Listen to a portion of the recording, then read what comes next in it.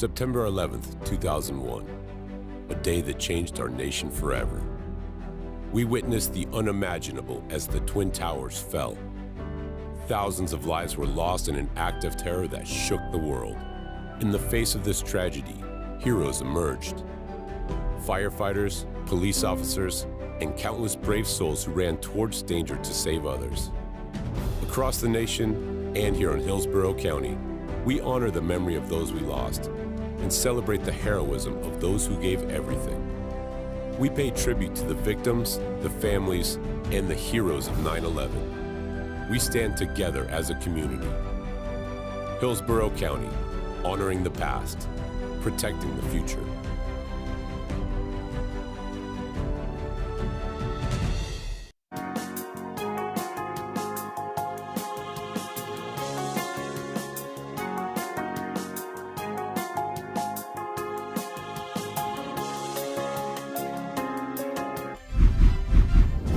In a world where loyal companions await, one place stands as their beacon of hope. The Pet Resource Center of Hillsborough County, where you can adopt your very own superhero. Adopt a dog. Find your sidekick and unlock the power of unconditional love. Suit up, show up, and adopt today. For more information, visit hcfl.gov/pets.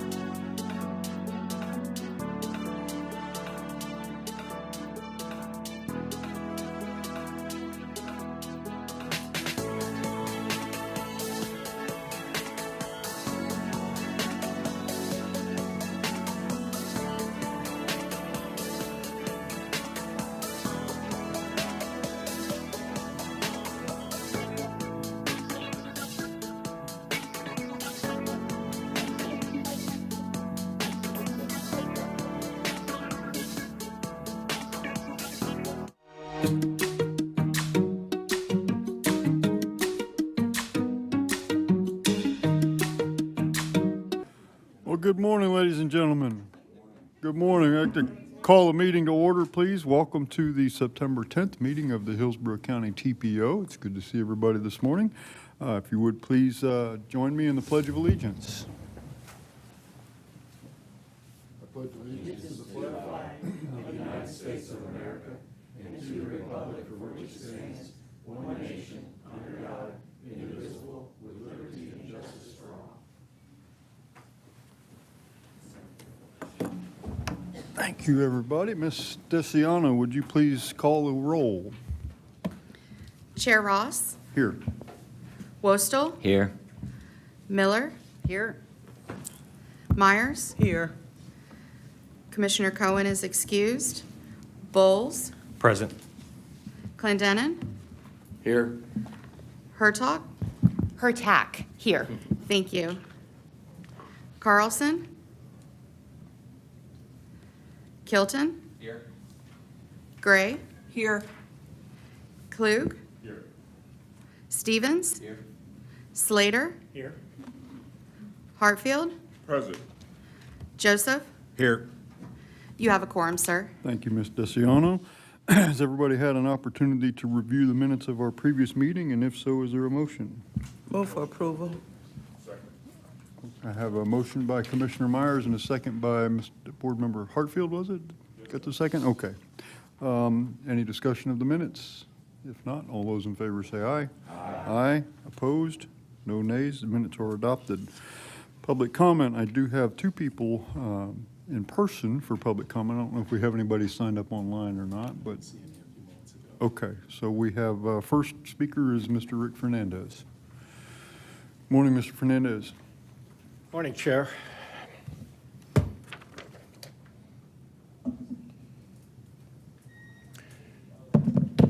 Rick Fernandez, Tampa Heights, President of the Civic Association. These comments are directed to your consent agenda item 6 Bravo, the Public Participation Plan, or PPP.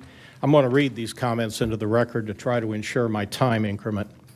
Quoting in part from the TPO's public-facing material, the PPP, quote, outlines the agency's strategies to inform and engage the public in transportation planning with the goal of maximizing participation and effectiveness. Without meaningful public involvement, there is a risk of making poor decisions or decisions that have unintended negative consequences. Against that standard, I offer the following quote, delivered from your dais by your colleague in June, following hearing on the TPO priority list. This references FDOT's proposed expansion of 275 north of Hillsborough to Beers and the public's request during that hearing to have that project removed from the list. Quote, I really wish that we could stop talking about this project. I know there are people that don't want it, but this is where we get tangled up, and there's projects all over this county, and this is the project we always come back to. Keeps coming back, and I wish they'd just build it so we could stop talking about it. In other words, FDOT, build the damn thing so these residents will shut up. That's how it was taken in the gallery. On that point, the residents of Urban Core Tampa won't shut up.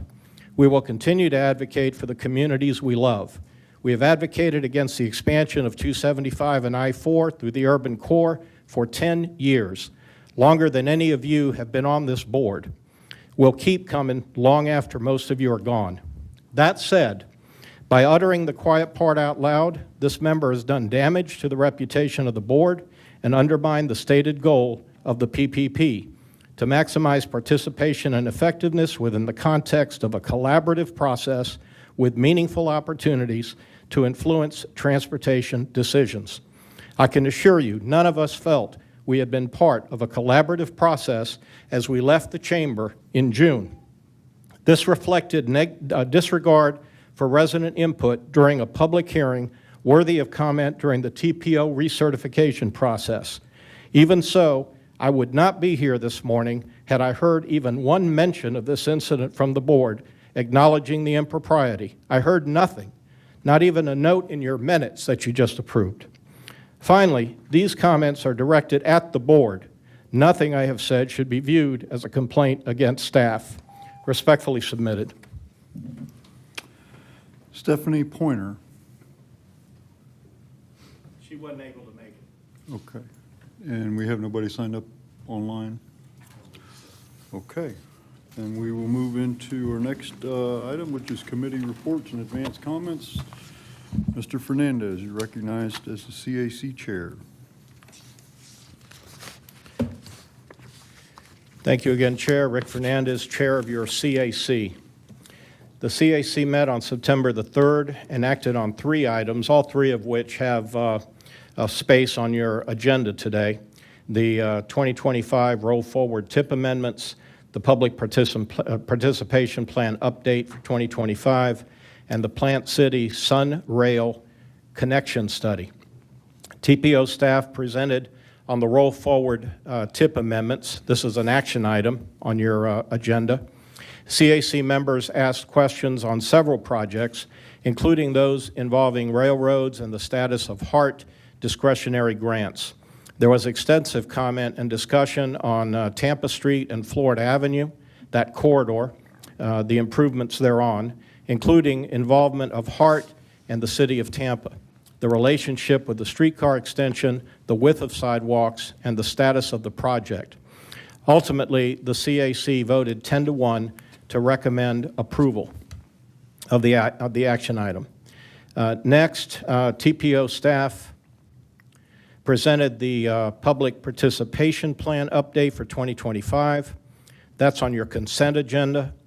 Last month, the CAC received this item as a status report and provided feedback as shared with the TPO board in August. The CAC unanimously recommended the TPO board approve the public participation plan update. The final action item was the Plant City Sun Trail connection study, also on your action item agenda.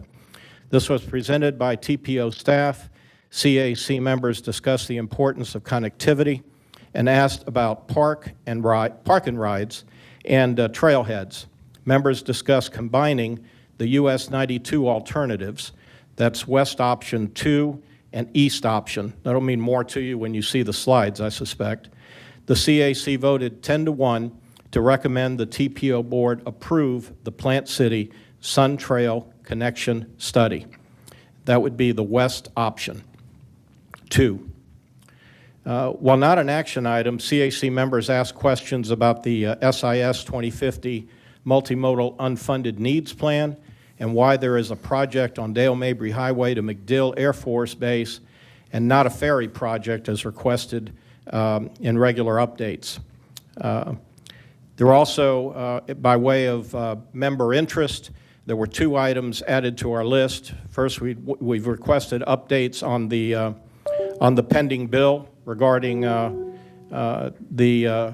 I guess for lack of a better word, the absorption of HART into the City of Tampa for purposes of local transit services, and also updates regularly on the regional MPO work. That concludes the report. Are there any questions? Thank you, Mr. Fernandez. Board members, are there questions? Seeing none, thank you. Thank you. Next up is Harmony McGee from TPO staff. Good morning, Ms. McGee. Good morning, Harmony McGee, TPO staff. Regarding today's action items, the Technical Advisory Committee approved both the 2025 roll forward tip amendments and the Plant City Sun Trail connection study. The TAC committee did have a few questions on the Plant City Sun Trail study, including why one of the west options was ranked 0 in their environmental category. TPO staff explained that this was likely due to wetland impacts. It was also asked if the trail connections could be built within the existing right-of-way. Staff clarified that there are some right-of-way constraints and the road enhancements may also affect available right-of-way. Members further noted that the ongoing development in Plant City and suggested it be taken into account when considering trail options. We also received public comments via email and social media. Ed Mirjewski emailed regarding the Access 2050 plan, stating that it was very well put together and commended staff for a job well done. A community member forwarded the TPO a Smart Cities Dive newsletter highlighting Gordian's ebook on deferred maintenance and the negative impacts it can have on communities. On Facebook, CNU Florida tagged the TPO in an article about rail. That link can be found in your board packet. In response to our Tampa Bay MPO merger study kickoff post, Rick Fernandez shared that he does not support the merger, believing it would dilute the community's voice in transportation planning decisions. Jason Marlowe also expressed opposition to the merger. Rick Fernandez also tagged the TPO in a post underscoring the importance of public feedback, particularly from residents advocating against the proposed I-275 and I-4 expansion through Tampa's urban core. On Twitter, we received comments expressing strong support for light rail. Another community member shared that they would like the TPO board meetings to be held at a time and on a TV channel that are more accessible to the public. This concludes my report. Thank you, Ms. McGee. Are there questions, board members? Seeing none, thank you very much. Thank you. Board, is there a motion to approve the consent agenda? We have a motion by Councilmember Clendenin, seconded by Board Member Gray. Any discussion? All those in favor say aye. Aye. Opposed? Hello. Oh. Sorry, Councilmember Hurtak. Yes, I wanted to thank staff for updating the public participation plan.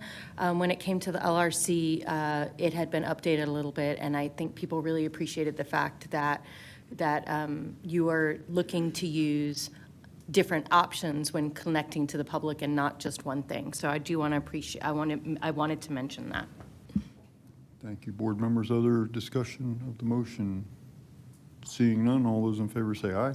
Aye. Opposed? No nays. Consent agenda is adopted. Next, our first action item is a 2025 roll forward tip amendment. Elizabeth Watkins from our TPO staff is here. Good morning, Ms. Watkins. Good morning, Chair. Good morning, Board. Elizabeth Watkins, TPO staff. I'm here this morning to present to you the annual amendment to bring the FDOT work program into alignment with the Transportation Improvement Program. The relationship between these two programs can't be understated because all of the federally funded projects within DOT's work program must be in the TIP. So this amendment comes to you every year around this time, again, aiming to align the projects in both programs. There's about 40 projects in this amendment package, and I just wanted to call to your attention that 11 of them, about 20%, 25%, are transit. Nothing abnormal there. It's just largely due to how federal transportation funds are administered. Federal highways typically go through DOT, and federal transit through HART. So majority are HARTs, but there are others across a variety of program types, project types. So one definition I wanted to call to your attention, anytime I call something a minor funding increase, that just refers to something that is $1 million or less. Didn't want to get too much in the weeds since there are so many projects. And then finally, whenever we say it's rolled to the current year, all that means is the amount that was programmed in '25 rolls to the next fiscal year in '26 with no further changes. So at a high level, HART receives many discretionary and formula funds to support their operations. The two grants listed here are discretionary, so they had to compete nationally to have this funding to keep their bus and other capital infrastructure in a state of good repair, as well as doing a public awareness campaign with the 2021 Super Bowl. So that project is complete, and it largely remains in this package for closeout purposes. HART's formula funds are listed here, 5307 and 5339, as well as a discretionary grant that enabled HART to apply a roof coating to their heavy maintenance facility last May. And when speaking with the project manager about this grant, he said this is, in his opinion, the thing that held the heavy maintenance facilities together last year during the hurricanes. So a very worthy investment and successful project. Another transit project is the ferry grant that Hart won a few years ago. That's just being rolled forward for administrative purposes, but I'm happy to share that FTA recently approved that transfer to PSTA because they intend to use that grant for future ferry service. One new project in this amendment is a 5310 grant going to Hart for their paratransit service, meaning those communities who have disabilities and can't typically take the fixed route system, they rely on Hart Plus. And Hart Plus works, you have to coordinate a trip multiple days in advance, but we all know life happens. So this grant helps support a partnership between Hart and Yellow Cab to fulfill those trips when advanced planning couldn't happen. And then to close out, another grant rolling forward is an emergency relief grant for Hart's work in response to Hurricane Ian in 2022. Those funds will be used to recoup the operating costs, and we expect this project to be closed out this year. And then finally is the $23 million build grant that Hart won earlier this year for their heavy maintenance facility, which is one of their top priorities and the community's priorities. So I'm happy to share that Phase 1 is fully funded with this investment, and Hart is currently in the design phase to procure a consultant and will include some ancillary improvements related to fueling, fare box probing, and cash retrieval. Ultimately, Phase 2 will be the demolition and rebuilding of the heavy maintenance facility, and that is unfunded. Now transitioning to the next set of projects, there are a few resurfacing projects in this amendment. MLK Boulevard in Dover has PE for resurfacing programmed. Then in East Tampa along Washington Street, construction is rolling forward for that project, as well as a resurfacing of Hillsborough Avenue in Town and Country. More resurfacing dollars for US 41 in East Tampa, and then State Route 60 in Brandon. The one resurfacing and urban corridor project I'll talk a little bit more are the improvements that DOT, the City of Tampa, and Hart have coordinated on along Tampa Street and Florida Avenue. Both of these projects are programmed to start construction next year, and you can see in these diagrams in the Tampa Heights area, the typical sections include 3 travel lanes, bicycle facilities, and sidewalks. Then going further south along Tampa and Florida, again, similar treatments, except you can see on-street parking. Another important part of these projects, in addition to the pedestrian crossings and the resurfacings, are investments in drainage, since that was a pretty heavy component of the project. So I think many people are excited to see both of these projects, which are estimated to start in construction next year. And one other benefit is the coordination between DOT, Tampa, and Hart. These projects will help set up the downtown to USF bus rapid transit whenever that project is ready to come online. So to talk briefly about a few of the capacity projects that are included in this amendment package, the section of TB Next from West Shore to downtown, that's just rolling forward. It is not funded for right-of-way or construction. There is a widening of State Route 60 from Valrico to Dover, which will widen from 4 to 6 lanes, and then add that buffered bike lane and fill sidewalk gaps where possible. And the one project I'll talk a little bit more about is the I-4 eastbound auxiliary lane that is part of the downtown interchange. So this is the easternmost segment, again, from about 15th Street to a little bit west of 25th Street near Ybor. This project includes, of course, that auxiliary lane, as well as widening of the bridges, some signal signing, and pavement markings. And that project is expected to start construction, I believe, in the summer of '26.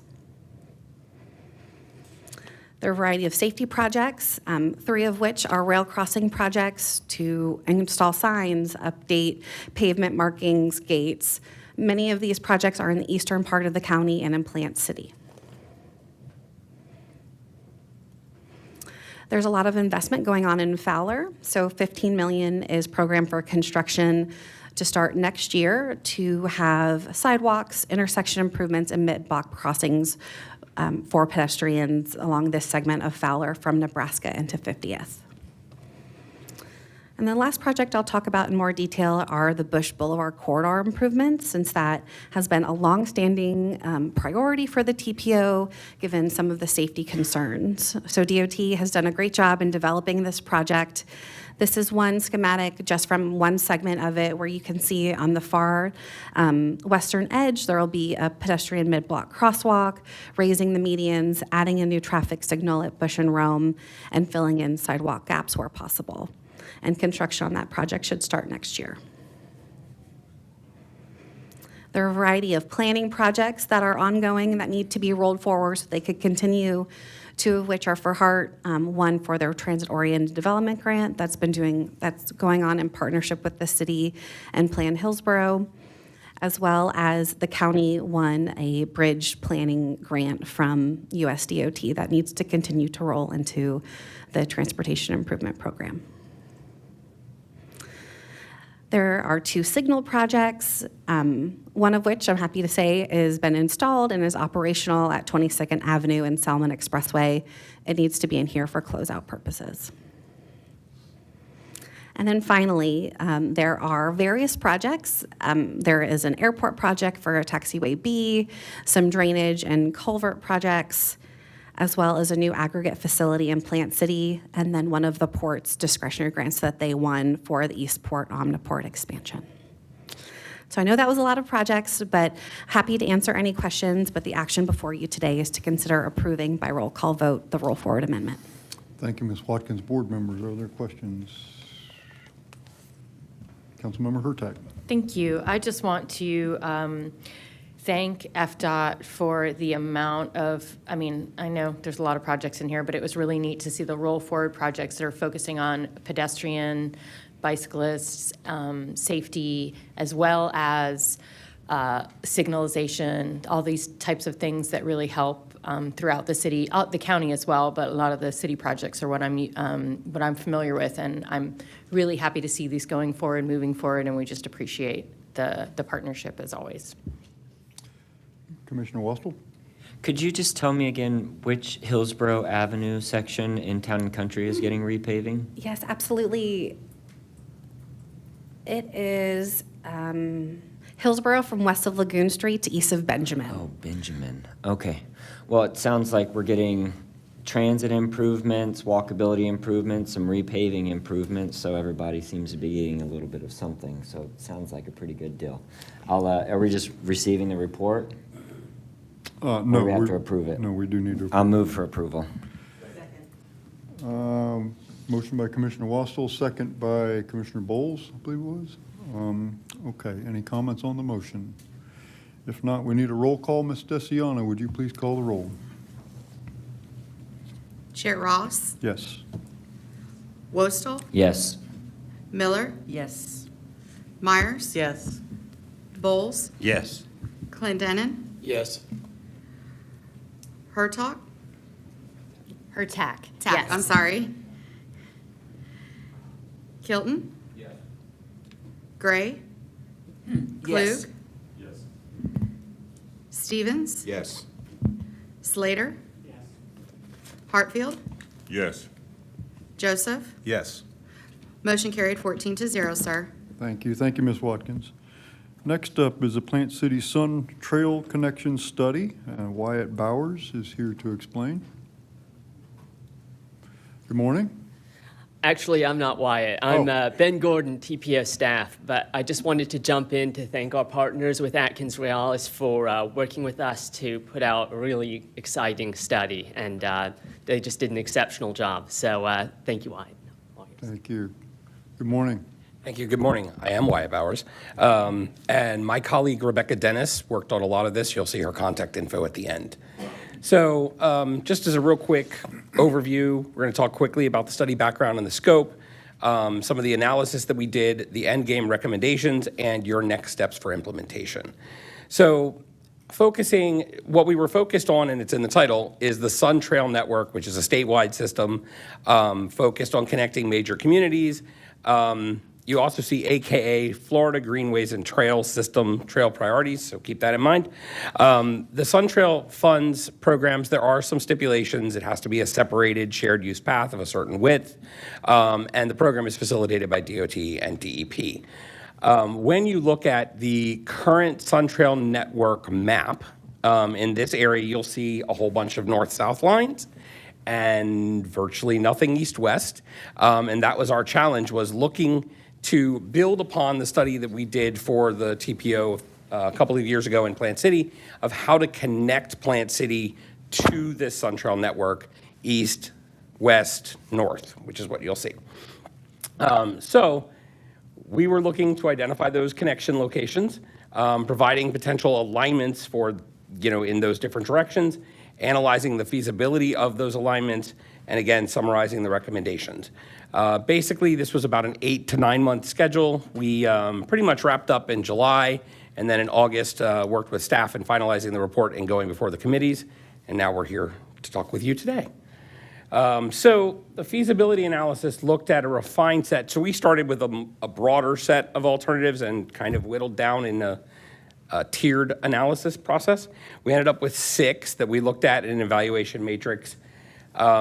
These are those 6. So we had 2 different options going west, basically, one north of I-4, one south of I-4, with a little bit of tweaks, which you can see option 1A and 1B. It was just in how we would get to those things leaving Plant City.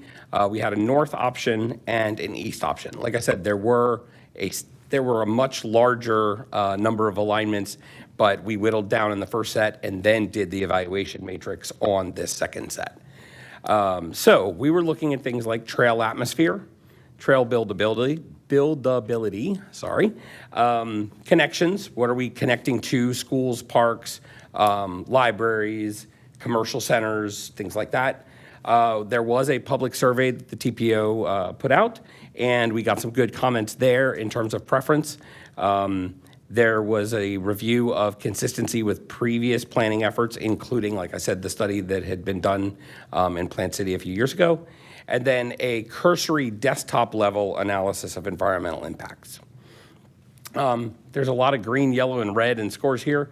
Basic premise, I would just tell you, and this is 2 pages, the more green, better. The more red, less better. And so I won't say worse, I'll say less better. So we've got a 2-page matrix there, but I'm gonna bring you through real fast to where we ended up when we totaled those scores. West option 1 and West option 2 were both scored very similar. The East option came in at the next. I will note that the East option did have the highest public support in the survey that we did. And then you'll also see some of those tweaks with option 1A, 1B. North option, you can see while it was the lowest scored, there may be issues there in terms of distance and things like that, but we thought it was still important to keep it in terms of making sure the connections, as many different directions as possible, could happen. So a more simplified look at the evaluation matrix by category.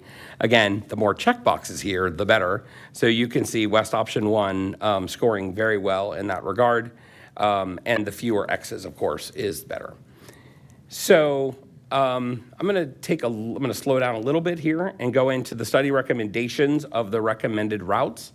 And where we ended up was that, like I said, West option 1 and option 2 both had value. You can see that the difference with option 1, again, north of I-4, it's more quiet, separated trail potential, more rural, at least at this time, and a more of a direct route.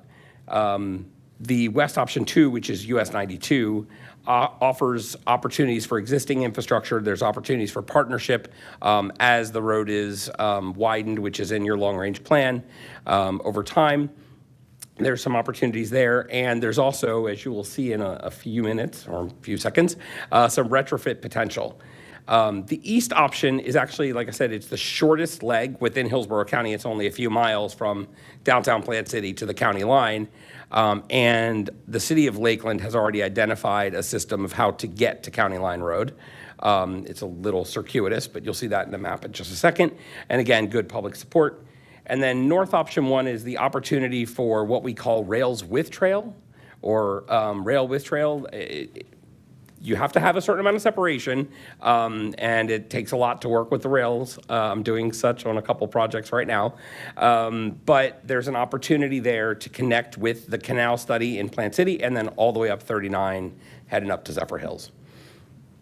So west option 1, final alignment, you can see, we're calling it Sam Allen, but it's a series of roads leading through Thanota-Sassa. Most shaded and scenic, as we noted, high public support. In discussions with Plant City, it was decided that we would utilize the Canal Connector Trail that was a key feature of the study from a few years ago as the way to get up to I-4. And I know that DOT has been working on a study in terms of how to cross I-4 in concert with Plant City. So this is in an area around Thanota-Sassa where you can see there's a little bit of a sidewalk today, and it would be rather easy to widen that to a 12-foot approximately shared use path. West option 2, again, this is the US 92 alignment. Potential to retrofit existing infrastructure, the high connectivity, more commuter focused. Again, there's more uses that are there today, more mixed use, commercial opportunities, and recreational and residential. And again, the potential to be included with widening projects. So this is one area where there's actually a double sidewalk.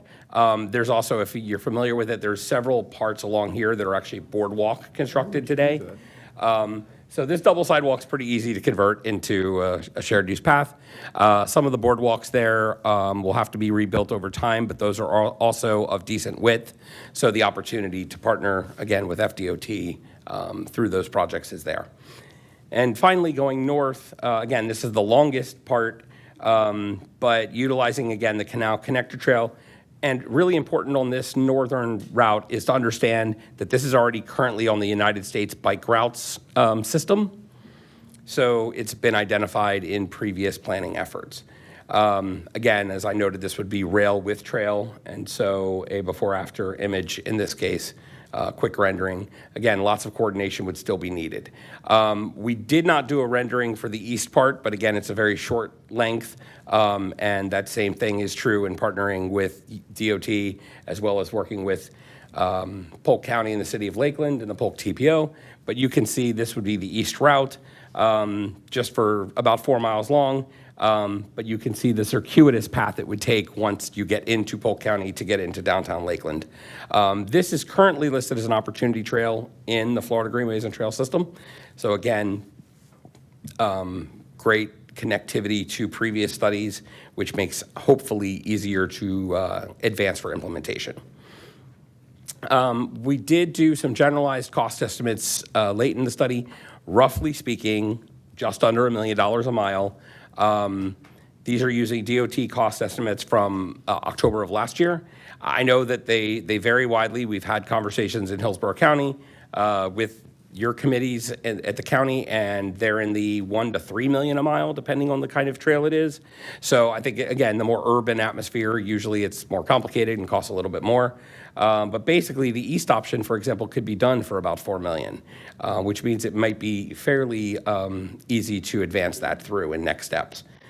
So, speaking of next steps, it's important to be part of the Greenways and Trails Priority and Opportunity Networks, making sure that we're consistent with the Hillsborough Greenways and Trails Master Plan, and I know that there's a committee meeting, I think this evening, that this will be discussed at, and also that it's included in your TPO list of priority projects. Funding opportunities maybe from the community investment tax, partnerships with FDOT as we discussed.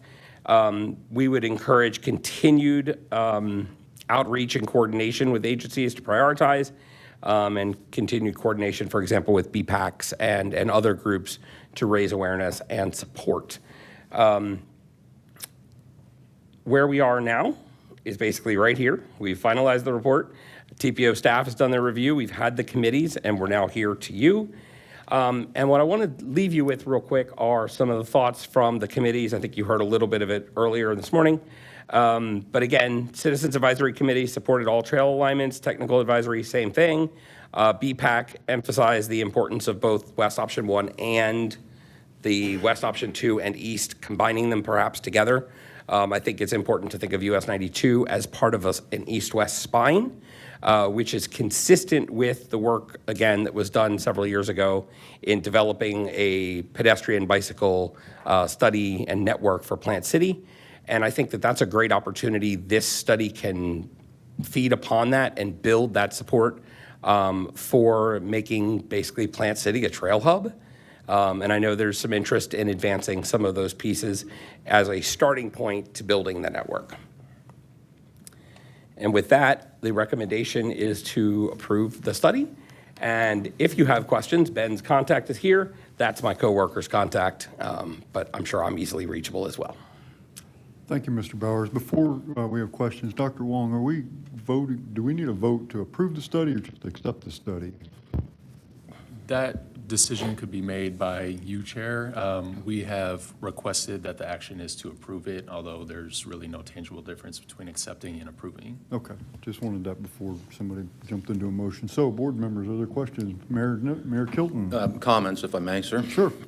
So just want to thank staff for putting this together, and very excited about it for Plant City. We are working on a north-south system in Plant City, and again, thank you to staff for assisting us with that.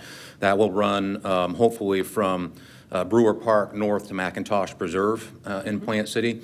And, you know, my wife and I are avid runners. We're out on the roads in Plant City almost every day. And I can tell you, we know this from the statistics, and it's not just Plant City, it's Hillsborough County, that drivers do not pay attention to pedestrians. I have had a couple of close calls personally, and it's made me a better driver. But if we can get some of these systems so people can get off the sidewalks and off the roads, it's much more pleasurable for people. There's a lot of children, Board Member Gray, that are walking to our schools that could potentially utilize these trail systems. And I've seen the benefit from the system that's in Pinellas County. I ran on that a couple of weeks ago. It's phenomenal. So it's about transportation. It's about potential for economic development. The north-south corridor is going to run through the heart of downtown Plant City. And with that north-south corridor, we can get people from the south side of the interstate to the north side. And, you know, I think with this particular study, the preference from me in Plant City would be to leave it open-ended. I don't think we need to pick any particular one because we don't know how it's going to develop. But if I had to choose, I would prefer west option 1 and the east option, both, so we can get people east-west completely through Plant City and then connect it all the way to Lakeland. That would be ideal. And then you couple that with what we're doing north-south in Plant City, and we've got, that would be an amazing system. And I know, I have confidence that would be heavily, heavily utilized. So I appreciate this. It's exciting for us in Plant City, and my preference would be that we just approve it as is so we have options depending on how things develop in the future. Thank you. Thank you, Mayor. Board Member Gray, and then Commissioner Washington. Well, it certainly has my attention as well. I know in the school system, the pedestrian safety is a #1 concern. And when we talk about trails and the perception of safety, bikes, runners, walkers, I look at a school like Armwood, where 92 goes east and west, and our students are taking their lives at risk crossing, and there's no other, there's not sidewalks. So when we talk about trails and the connectivity, like the option 2, west option 2, you know, my reaction is I'm very impressed, and I'm for you all to be proactive and have such a, let's just say, a formidable study and a comparison study centered around safety and health and wellness. I think you're hitting a home run. With regards to Mayor Kilton's inclusion for the Polk County, Mayor Kilton, what was the other one? You wanted the inclusion of what was the other one beside? I looked at the option 2, west. Yeah, I mean, they're all in there. I would like to leave them all in because just so we have flexibility moving forward. But ideally, Plant City, we're working on doing a north-south connection that would intersect west option 1, But if you could do west option 1 and then couple that with the east option, then that gets us all the way east-west through Plant City and all the way over to Lakeland. Yeah. That would be ideal to me, would be both west option 1 and the east option, to do both of them in conjunction with what we're doing north-south. That would be ideal. And I think that we need to expect that, again, the center core of this conversation is safety for pedestrians, and if we can keep those options open, which I agree, I think it gives us much more, let's just say, much more of a standard of voting in the future. So I'm very impressed. I am also open to keeping all the options for future discussion. Thank you very much for your report. Commissioner Waspel? Thank you, Mr. Chair. I'll start by saying that my initial takes were option 1 or the east option, so I'm glad that you have that same sentiment.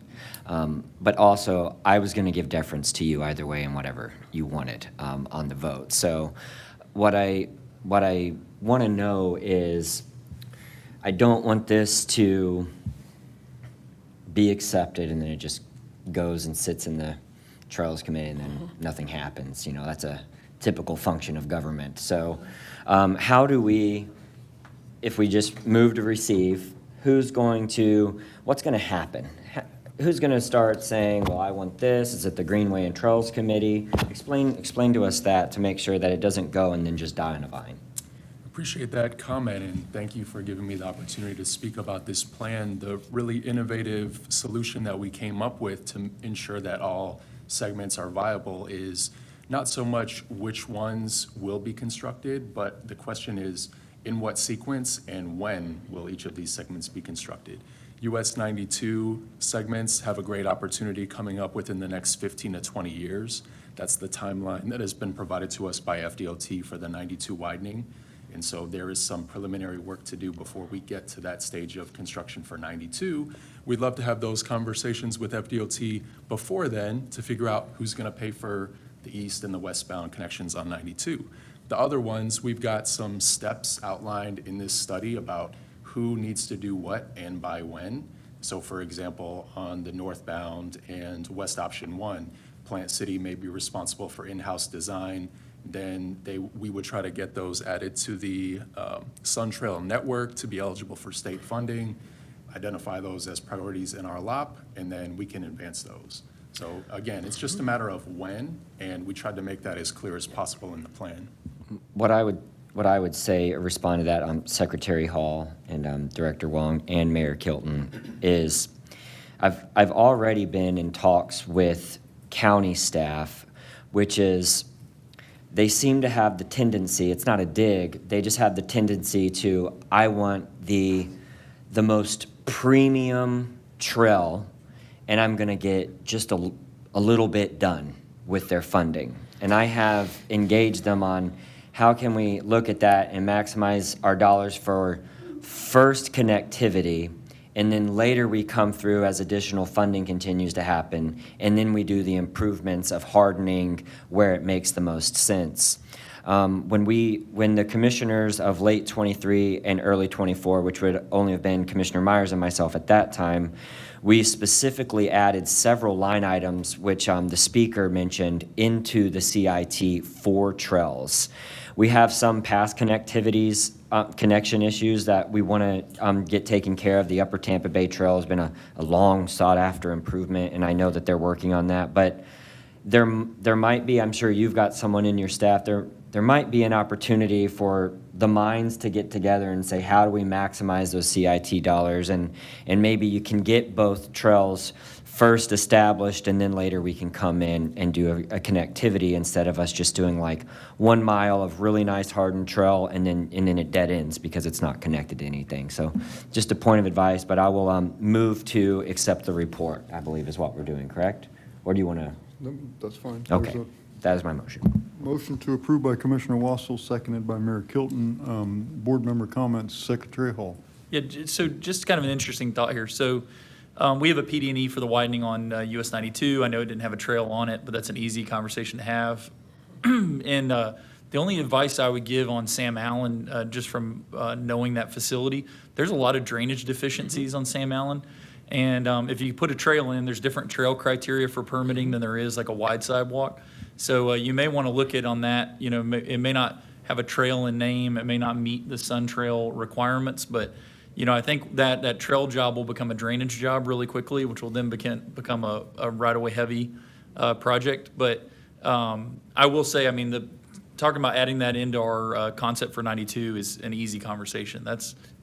We're already buying ponds, we're already doing all that. You know, the permitting impact will be minimal for our project. So just keep that in mind. I mean, maybe the West option 2 needs to be more of a conversation about a wide sidewalk or something that's not trail criteria.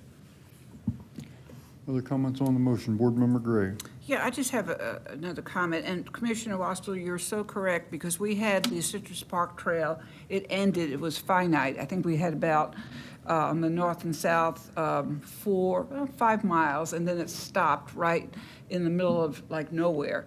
So I think as we move forward, the continuum has to be done so there's not this gap of, I believe we finally have it connected, but that's taken over 12 years, maybe even more.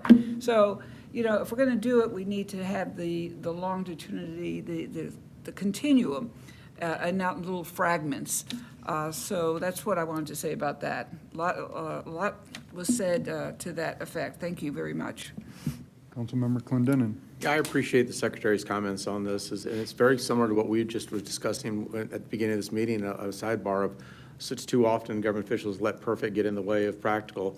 So I appreciate that you're bringing that to the board's attention, that there's a practical application that will still provide the service to the public and maybe achievable in a shorter period of time. So thank you for bringing that to our attention. Other discussion, Mayor Kilton. And I'll just agree with that, and that's why, you know, in the beginning I said that I think it's important to leave all these options open, because again, I would much rather have an opportunity to do that on 92 and get it done than have nothing at all. So ideally, to me, again, it would be West option 1, but if that's just not feasible and we can get it done in a quicker timeline and have a quality product on 92, I'm great with that. And that's why I think it's important to leave these options open and just accept it as it is right now. Yeah.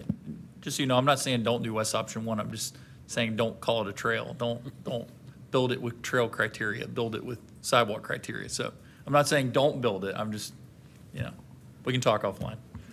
Other discussions, board members. Other discussions. I have just a quick comment. I like the route West option 1 down Sam Allen, whether it's a sidewalk instead of a trail.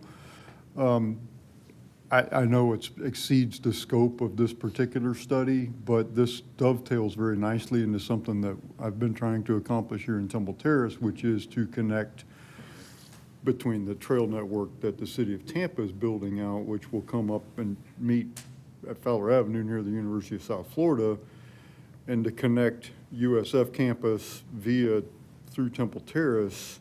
And of course, as you know, the Mosey development's going on, the Claw development's going on. This is a bike pedestrian haven in that area as it is. But to be able to connect that to this network and the bypass canal trails that are contemplated by the county also, if in West option 1 provides the closest connection, because you're going on Schooley Road, that's very easy. We could easily connect up Bush Boulevard or Temple Terrace Highway across 301 and go up Harney and join up with this. And it would really provide connectivity, if you think about this, all the way from Pinellas County to Lakeland, because you can get from Pinellas over to downtown to where we are right now. You'll be able to get from here up to Fowler Avenue near USF. You could go through Temple Terrace, connect with this network, and ultimately, I guess, eventually wind up in Titusville or something. I mean, you could, you know, but I think it's important, and we all know this when we talk about these segments, is to look at being able to connect each of these to the next segment, and, you know, so please, Justin, don't leave Temple Terrace out of this when you figure out there's the county commissioners, and, you know, there's a lot of people that have to make decisions on this, but we want, speaking for Temple Terrace, we'd like in on this too, to be able to connect between Tampa and this. So, okay, there are no other discussion. We have a motion and a second. Is all in favor say aye. Aye. Aye. Opposed? No nays. Study is approved. Thank you, Mr. Bowers. Thank you. Okay, Dr. Wong, we have some status reports. We're going to have DOT. Okay, so the first status report is an SIS Strategic Intermodal System 2050 Multimodal Unfunded Needs Plan. That's a mouthful. And Lori Kent from FDOT is going to explain. Good morning. Good morning. Lori Kent, FDOT District 7 SIS Coordinator. And yes, it is a mouthful. So this will be an overview of the FDOT Strategic Intermodal System Multimodal Unfunded Needs Plan, of the process and the coordination that we've had. Which button? That one. Okay. The SIS 2050 Multimodal Unfunded Needs Plan serves to identify transportation improvements that are needed for SIS facilities. These improvements are unconstrained by cost and are not yet included in the SIS work program, the second 5-year plan, or the cost feasible plan. The plan ensures Florida's long-term transportation priorities and are recognized even if funding is not yet available. It's important to keep in mind that although a project may be identified as a need by the SIS program, it is not guaranteed to receive funding, nor an endorsement of the project. Also, a quick note, normally we update the SIS unfunded needs and then we move to the cost feasible. We had started the process in 2020, and of course with COVID kind of stopped everything, and when we came back online, they decided to do the cost feasible plan so that we could move other projects forward.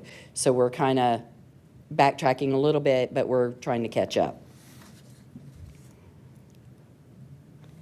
The update process takes about 18 months from kickoff to adoption. We did the kickoff in December. So now we're in about month 9 where we are coming to the MPO and the TPOs for more input, letting you see the draft plan. Once we get the draft plan, which we're hoping to have a complete snapshot by the end of the month, then we'll bring it back once we have all the modes and everything involved in it. And then we'll go to final review by senior management and then adoption by the executive board. Like I said, the MPOs and TPOs play a very crucial role in identifying needs through their LRTPs and regional plans. Coordination is also done with regional transportation authorities, local governments, and modal transportation partners. Then we handle the local coordination with those and report back to central office. Project needs are identified using the LRTPs, traffic modeling, both statewide, regional, and local models, level of service analysis to detect future roadway capacity issues, modal master plans for aviation, freight, rail, seaports, spaceports, and transit. There will be GIS and data visualization will help map project locations and priorities.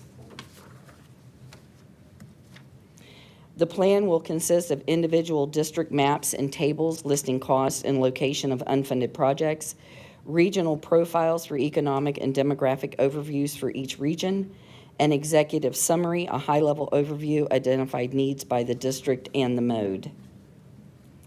The MPOs, TPOs, FDOT districts, and SIS staff will conduct a review of the final draft plan.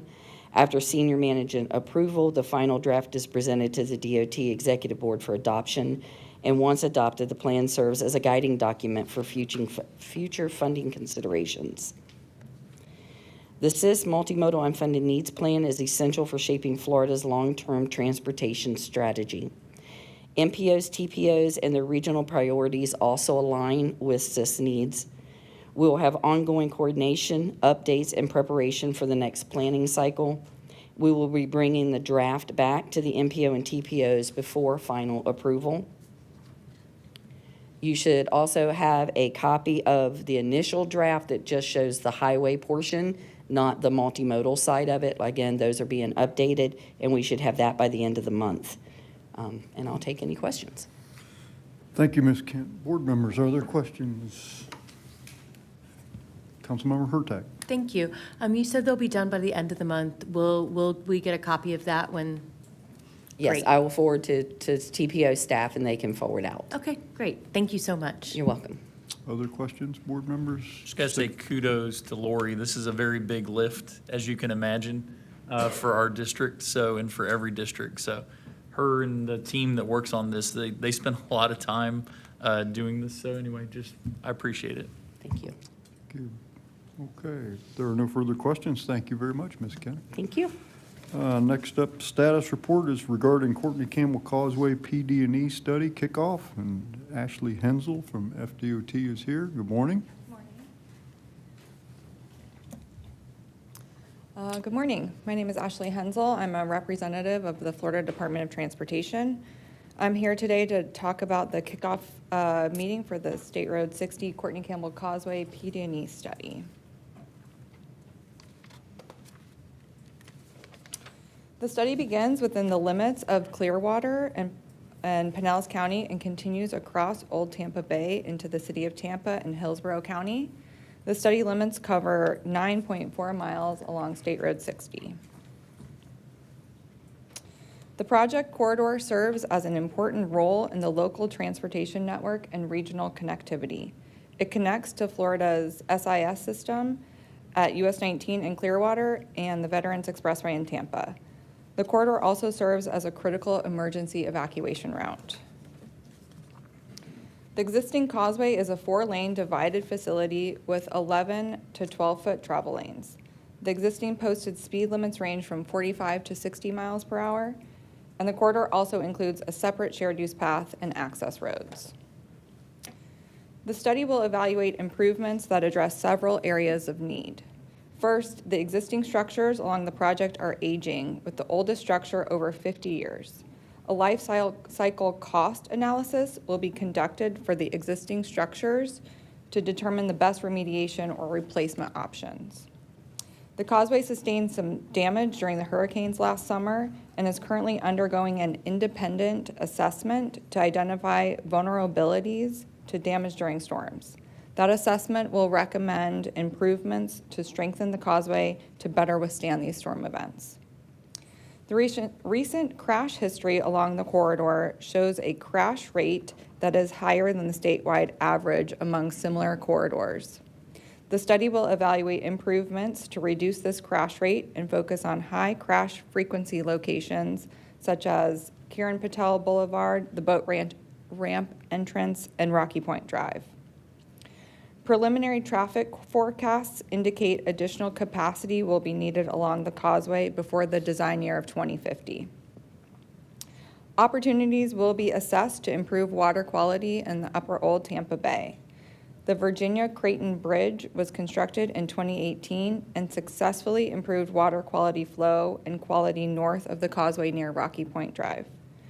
However, waters in the bay remain impaired, and this study will consider adding or widening causeway openings to improve tidal flow and water quality. The project's purpose is to address the vehicle capacity, safety, and emergency evacuation needs and improve the causeway to better withstand flooding and erosion associated with storm events and wave action. This PD&E study will evaluate the environmental effects of the proposed improvements. These effects include natural resources, such as essential fish and protected species. The study will also consider impacts to cultural resources, such as archaeological and historic resources. Additionally, the study will evaluate impacts to recreational Section 4F facilities, such as Ben T. Davis Beach. Finally, the impacts to the physical environment will be assessed, including air quality, noise, and contamination.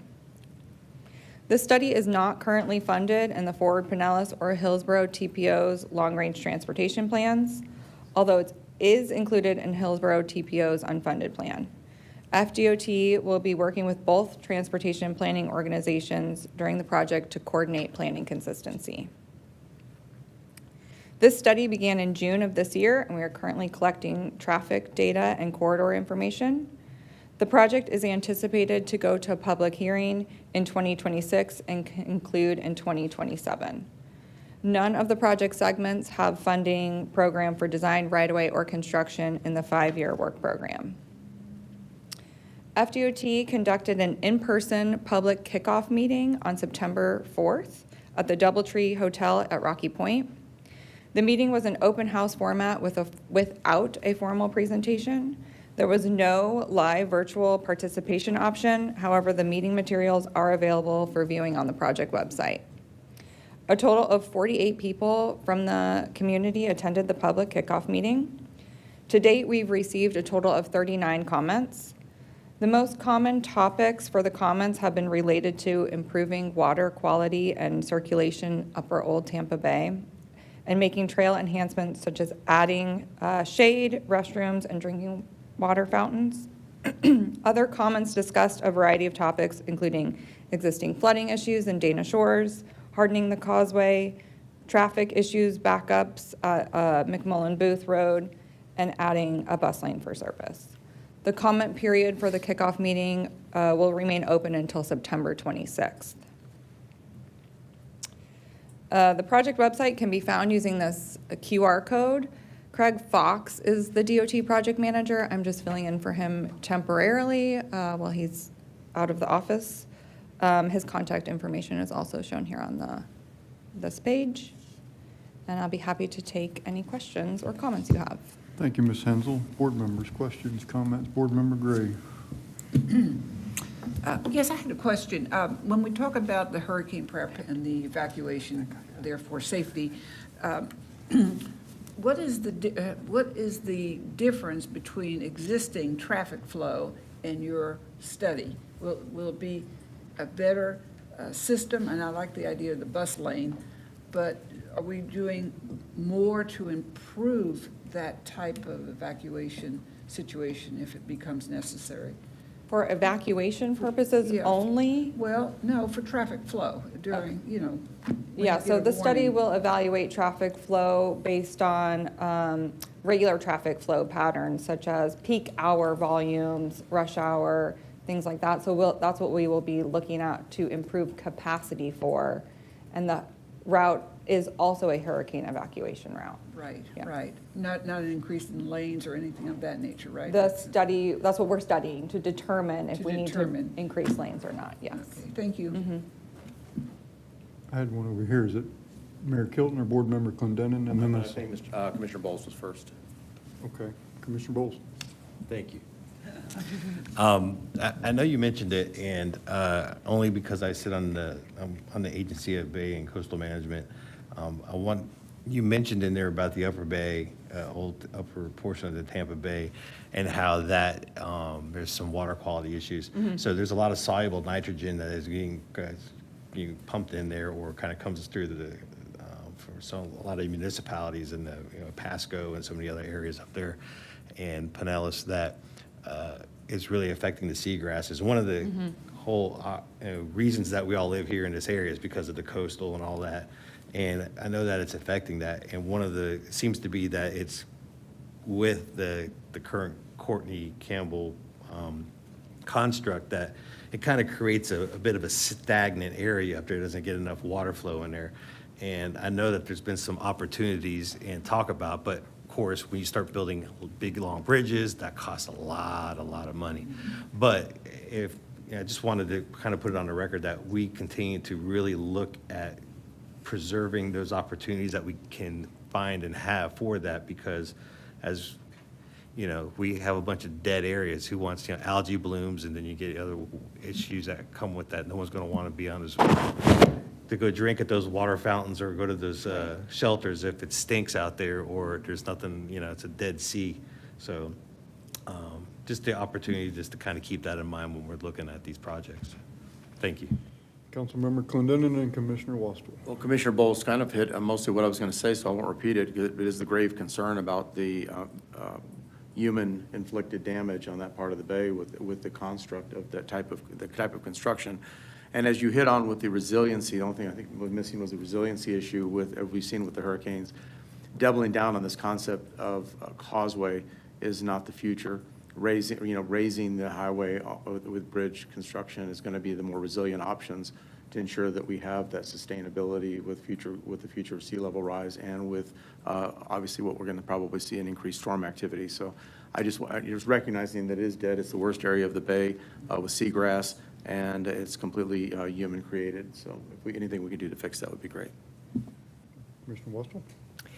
Yeah, mine is going to be on the same lines. We recently had an EPC board meeting, and a lot of people don't understand that EPC was created because it just used to be so polluted here in this area, and it devastated the seagrass. Now the bay is now in a nice recovery stage, but one thing that they said, I wish Commissioner Cohen was here, that we all agreed on, was that there seems to be a filtration issue with the current design. I did not know that you guys were studying it. I would have reached out to you beforehand, but we talked about any way that we could partner with that, especially in the light of Commissioner Bowles said, is that the arguments that I make is that people do not travel here for billion-dollar sports stadiums. They travel here for the coastal region. The water is probably the highest economic development strategy that we have. And what's happened, I didn't even understand the importance of seagrass. It acts as an oxygenator, shelter, habitat for the aquatic life, but a food source for many of the aquatic life. And it's almost at critical levels in the old Tampa Bay there. So anything that you can do in this design stage, I know that elevating the bridge is probably almost out of the question, but if there's some type of subterranean flow that can be engineered in there, anything that we can do think outside the box to improve that, I would greatly appreciate it. Thank you. Councilmember Hurtak. Thank you. Along those lines, I echo what others have said, but also one thing that wasn't mentioned is that it's a scenic byway. And that is actually, to Commissioner Wastel's point, that's one of the reasons people come here. They go across that byway. It really is magical. So trying to keep that while balancing that, helping the seagrasses and try to make some water flow. But I did want to mention that it is a scenic byway, and I think trying to keep that designation is critical. Yes, and we are coordinating with Scenic Highways on this project as well. So I'll tell you the water quality, we will model that, and we are looking at that. That's why we put in the Virginia Creighton Bridge. That's why that was put in, and we're looking at the west side. And that's something and I will tell you, just so you know too, something you probably don't know about because it doesn't come to you all, but we also are partnering with several local charities now and putting oysters and clams in the water in Upper Tampa Bay. We actually had our first dealing with them where we created oyster mats and all for that area. And even our Howard Franklin Bridge contractor built a bunch of them and is putting them up there just north of Courtney Campbell as a team building activity for their team. So, we're trying to encourage that good stewardship in that area because everyone's dead on it's the circulation issue. The water gets trapped up there, it heats, nitrogen, bad mix. So anyway, no, we're very aware of that, and we'll model that and work with the estuaries and all to make sure we're doing it appropriately. And as you can see, that's the majority of the comments we've received from the public as well. Over 50%, 59% of the comments to date have been on water quality. So that is something we will take into consideration as we move forward in the study. Board members, other questions, discussion? If not, thank you very much. Thank you. Appreciate it. Dr. Wong is going to present now the Block-to-Blocks prevention strategies. I think this initiative was originally brought up by Councilmember Hurtak some time ago, and I think Dr. Wong has a report for us. Yes, board members, thanks for letting me close out today's meeting. So I'm your director, and I'm here to make a presentation that was requested by this board several months ago. You're right, on the topic of blocking the box. So I'll begin by asking, what is blocking the box? Well, it's when a driver impedes traffic by entering an intersection and then being unable to travel all the way through during the green light phase. In this picture that I pulled off of Google, I believe that this may be New York City somewhere. You can see in the red circle to the upper left that the light is yellow turning red, and at least 5 cars are preventing cross traffic from moving forward, and cars 6, 7, and 8 are parked in the crosswalk obstructing pedestrians. Some jurisdictions refer to this as gridlocking, not exactly gridlock, but gridlocking, or obstructing. And it is a major problem because it impacts traffic flow in all directions. Impeding that cross traffic prevents smooth traffic flow and creates a domino effect in all directions, in which the problem continues to exacerbate because folks get impatient that they haven't got their turn. And it just kind of cycles that way until a good steward says, you know what, I'm not gonna participate in this. I'm gonna stop and do the right thing. It forces cyclists and pedestrians out of crosswalks and into the road, and that obstruction creates a dangerous situation for wheelchair users, folks with strollers, and other transportation disadvantaged folks who have to use the curb ramps to enter the intersection and then cross it. I found a commissioned study by an advocacy group produced several years ago that found wheelchair users are 33% more likely to be killed in crashes than other pedestrians, and most of those crashes happen at intersections. So what can be done to prevent box blocking? What are the tools in our toolbox? Actually kind of numerous. I'll begin with some of the engineered improvements like pavement markings, which can discourage blocking. The crosshatch in this example signals to drivers that they shouldn't stop their vehicle in the intersection. This example comes from the MUTCD, which is now common parlance for all of us, but it is the Manual of Uniform Traffic Control Devices. The MUTCD is very prescriptive about pavement markings, but in other contexts, local governments retain some latitude to modify their designs. In fact, with solutions in the MUTCD, there is an exemption or a waiver process available through federal highway if local governments want to modify those designs in some way. In this example that I pulled from the UK, a more aggressive crosshatch pattern with dotted grid lines and colors is intended to attract more attention to the intersection, thereby discouraging folks from parking in the intersection. This example is from the NACTO design guide and is just a box with grid lines to demarcate spice for bike and ped crossings through the intersection.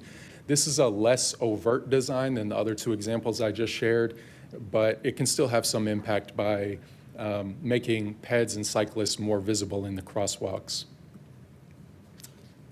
This example from Australia shows how text applications can make it even more obvious, especially when combined with some of the other markings.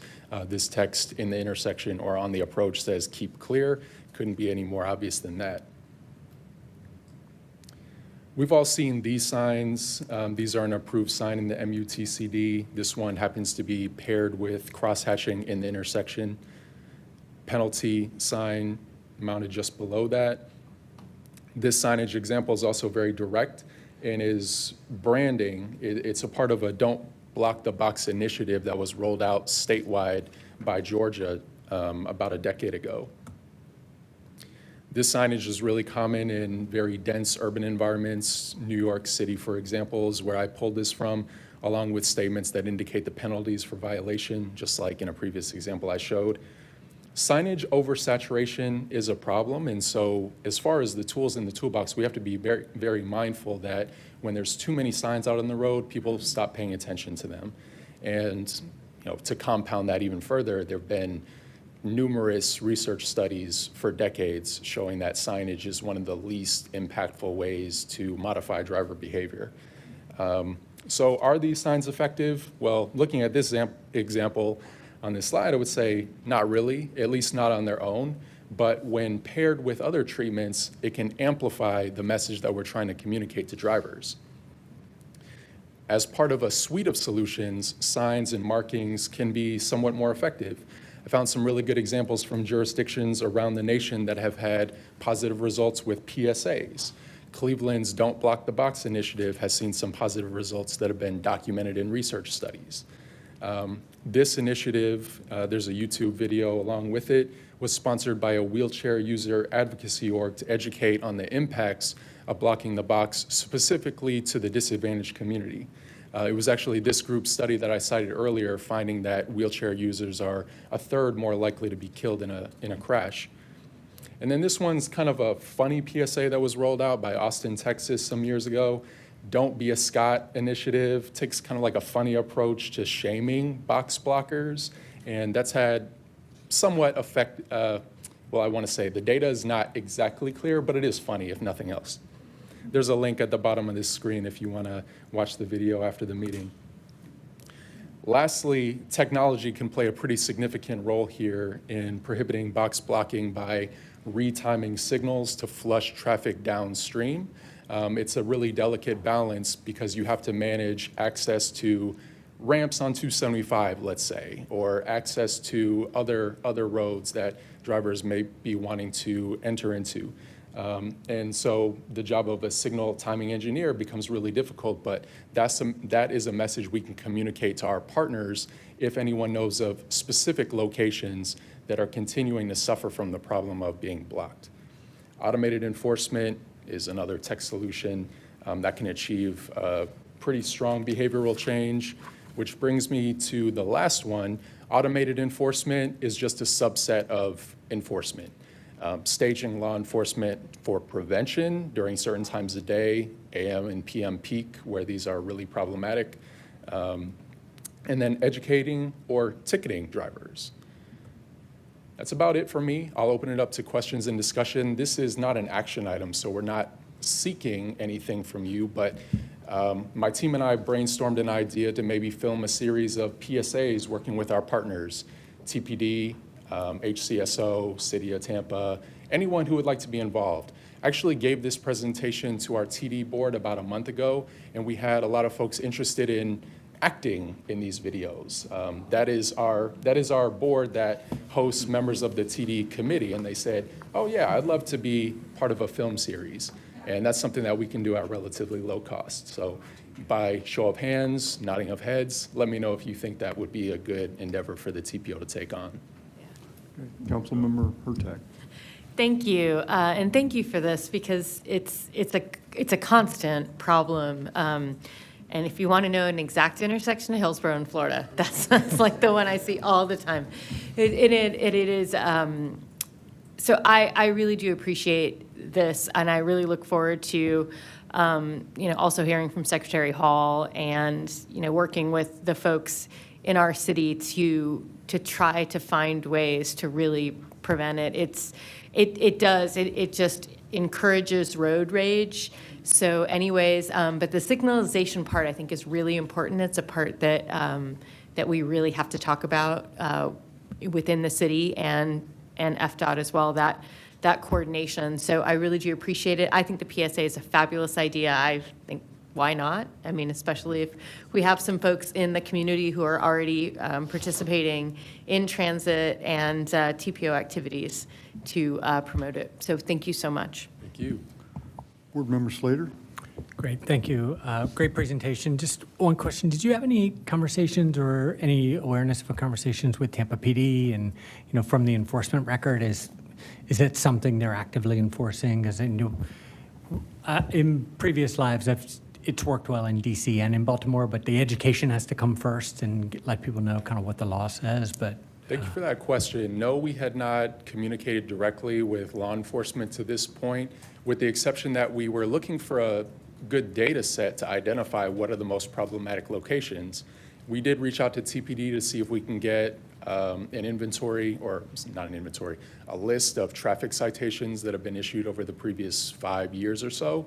There was a very small number of violations cut for improper lane and improper traffic maneuvers. And I think that those are maybe the two most likely citations to be issued for folks blocking. But again, looking at 5 years worth of data, I think we counted 10, 12, and they weren't really concentrated in any particular area. Commissioner Walston. I would just say, do you need something to make progress and make it actionable for the councilwoman's suggestion for Hillsborough in Florida? I don't know about the yellow perpendicular lined box. That seemed pretty distracting visually, just looking at the screen, but I don't know how we proceed from here. The PSA is nice, but it would be nice to get the one that she suggested in place so we can start measuring results of any actual improvements. I mean, look, I don't want penalties because not only have I been trapped in one of the ones down here leaving, sometimes it's just impossible, but I've also seen police officers get trapped inside of the box. So, and nothing to them, it's just sometimes you think that there's going to be room and maybe there was, but somebody cuts them off, and then there's street parking. People cut off the moving traffic, and then we get trapped. So, but I would be willing to hear how we can make it actionable for the intersection that the councilwoman suggested. Board Member Gray. Yes, Councilwoman Hurtak, this is a great idea, and Dr. Wong, a lot of eclectic ways to prevent this, but one of the problems that we have in our school system is the car lines block entire lanes. And it suggests, 2 cars, how do I get around that? And if I get around it, will I run into another car? So there's a lot that goes with this. And then you look at the density of Tampa. Let's go to South Tampa. There's so little avenues of parking areas that, I mean, it has such a value to even get your own parking place or where to park. So, this conversation, it's necessary and it's important for so many different reasons. So, again, thank you, Councilwoman Hurtak, for bringing this forward. And I think that, and Commissioner Wastall, if we make this an action item, I think this would be, make a very big difference. So, thank you. Commissioner Bowles. I'm no expert per se, but I've lived here for almost 40 years in this area, and it seems to me that what you're talking about runs on both sides of 275. It's either Nebraska on Hillsborough, Fletcher, not so much Fowler, Bears, all the way up Dale Mabry. That anytime that those things approach 275, whether it's east or west, depending on the time of day, is where you're having that problem along Florida or Nebraska. So I'm not sure if that's some way to, and again, that's just for me driving up and living in some of those neighborhoods over the years, that maybe that's one way we could start, I don't know how you could focus on those corridors, but I know you're not getting a lot of tickets because, as Christian Whistle saying, that police often get caught in there. And, it's just not, I think it's just one of those things where we put up with outside of, and if there's a way to get some education, whether it's flyers or HOAs or, neighborhood community, civic associations, whatever, start with that and in those areas and kind of go out from there. That may be a way to do it. I will say that I believe in an urban context where the network is fashioned more of like a grid pattern, it's probably easier to avoid this issue with signal retimings. I'll totally defer to Justin and Greg to speak about signal timing on some of their corridors. I think the challenge they run into is providing access to the ramps and not overloading the entry ramps. So they have to be mindful of moderating traffic so that they don't create a jam on the limited access facility as well, which makes it, exponentially more difficult to figure out what's the right timing. And I think in that, you're probably going to say what I'm going to get into is that's the problem. So you got limits how much you could put on because you got the feeders going both ways on the north-south, all these major arterial roads going all over, and then you have all these feeders that are going into it that you have to kind of bleed in slowly. We could have a bigger conversation here that I don't think some people would like, but so I'll refrain a little bit. So I do think that I think law enforcement and education is important. We have the ELE program, which many of you may know about, you may not know about, which we've been doing for the past 3 years, where we partner with law enforcement agencies. We actually fund law enforcement participation for certain campaigns. Either directly or indirectly through like a point system and a reward system for law enforcement, work with all of them in District 7. And I know other MPOs have done it before, so this MPO could do it. You could offer to fund or participate where we'll match the funding. So if you say, hey, we'll put $150,000 towards law enforcement for Block the Box, we'll match you with $150,000 to go into that program and get direct enforcement. I will say the Hillsborough one, there's a couple that are unique. Hillsborough, between Florida and Nebraska is very unique in the sense that Hillsborough on both sides of that is 6 lanes, and next down to 4 lanes going under the interstate, and then it opens back up on the other side. And it acts as a meter. Like what you're seeing there is a meter. We went out there, I looked at it, we looked at signal timing, we looked at everything under the sun, but the problem is you're trying to put 6 lanes of capacity into 4 lanes, and it runs into a problem. The interstate actually now can handle the volume from Hillsborough based on the improvements we made to the interstate. So we actually don't even need to meter the interstate. The ramp can handle the capacity of everything. The issue right now is that you're packing 6 lanes into 4 lanes. So they're all trying to get through, and then as soon as the light turns green for 41 for Florida, you're stuck because it's packed in the 4-lane section. So Not sure if anyone's willing to entertain that. I'm just throwing it out there that if I could widen between Florida and Nebraska along with law enforcement, I think you'd see a huge improvement at that intersection. And I'm just talking about those limits. I'm not trying to like go any crazier than that. I'm just between Florida and Nebraska, get it to 6 lanes so it matches the typical sections east and west of it. But law enforcement, we're willing to participate. We have the Ely program. I don't know if any of my folks know. Do you know how much we spend on Ely every year? Okay. Yeah, so just under $1 million a year that we spend working with law enforcement. That's how we did the back to school drive to get them out there. You know, a lot of the signs you've seen now, they go out in the school zones and all. So anyway, just we're willing to participate if you'd like to, and it's a effective thing. Councilmember Clendenin, then Mr. Slater. In your initial research, do we even have an ordinance in the city of Tampa that prevents block the box? It's a state statute. No, I didn't research the local ordinances, but this is from state regs, yes. Okay. Yeah, because all I knew is, before the light turns yellow, or red, if you cross the line, that you're legal. So, yeah, I wasn't even aware of that. I have a suggestion in the markings. I think we should do the block the box with the red, orange, yellow, green, purple, and violet, blue and violet crosswalk options. I think that would be very visible and improve safety. Thank you. Board Member Slater. Just one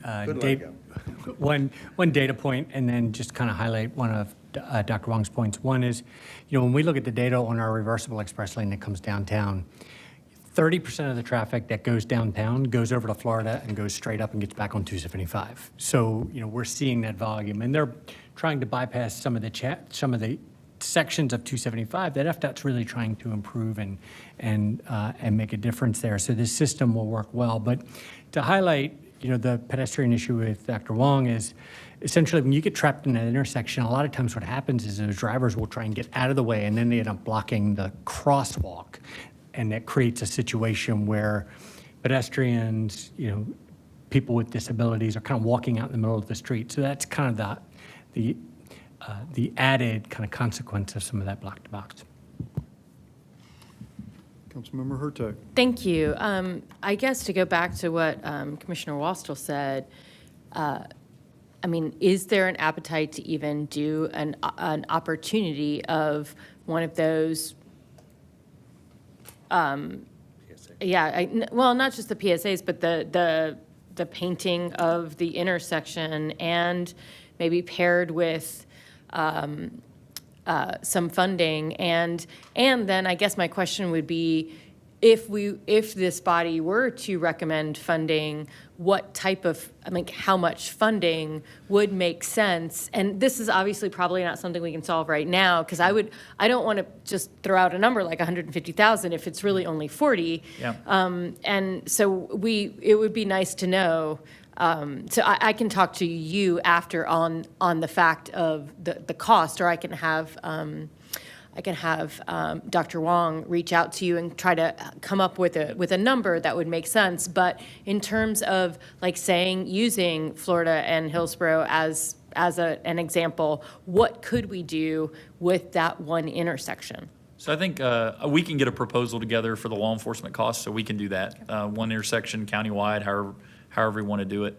And we can work with Johnny on that. So that's pretty easy to get together. It's pretty flat costs.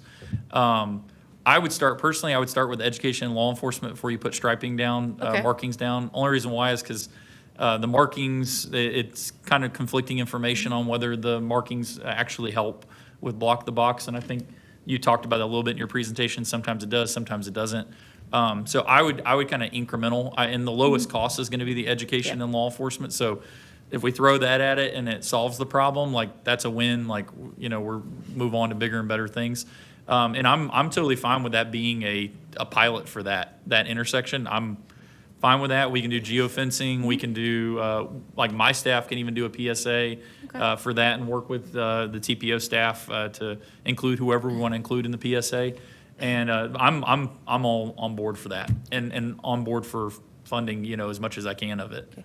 Well, I appreciate that, because I think it's one of those, if we do have maybe one or two test scenarios, I will talk to Dr. Wong a little bit more about it before I bring it back, but if anybody has another particular, maybe like 3 test spots that they can think of, if we talk to Dr. Wong about maybe 2 other spots to do as well. That way, 3 is a good representative sample. I love the idea of geo-focusing for PSAs and then focusing law enforcement. So I really do appreciate this. I think if we can try to figure out what works in our community, then we can go forward and just be a little bit safer. So thank you. Yeah, I was telling Nigel, I don't know if this technology exists, but it'd be really nice if there was a way to geofence, and if someone's at 0 mile per hour within the box, to be able to shoot them a text to remind them don't block the box. But anyway, I don't know if that technology exists, but anyway.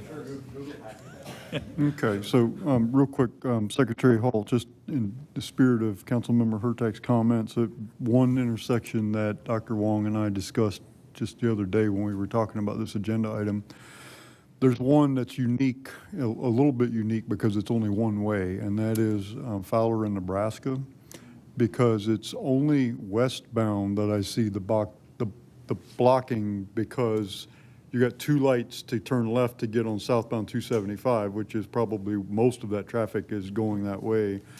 And so there's not enough room. I mean, and the lights will flush that queue, but then as soon as westbound Nebraska turns green, that queue can only hold so much. And so that one, I don't know that it blocks all the time, but it blocks probably during peak hours every day. But I only ever see it westbound. There's no reason for it to be blocking the other direction. So anyhow, okay. Thank you, Dr. Wong. Executive Director's Report. All right, thank you, board members. Very shortly, the TMA and SCTPA Leadership Group meeting will be held September 26th at PSTA, and the next regular TPO board meeting will be October 8th. Any questions on that? Board members, any questions? I don't see any. All right, thank you. If it's okay, may I go into the Old business item? and new business, sure. So I'll cover this. The Walk of Remembrance flyers included in your packet.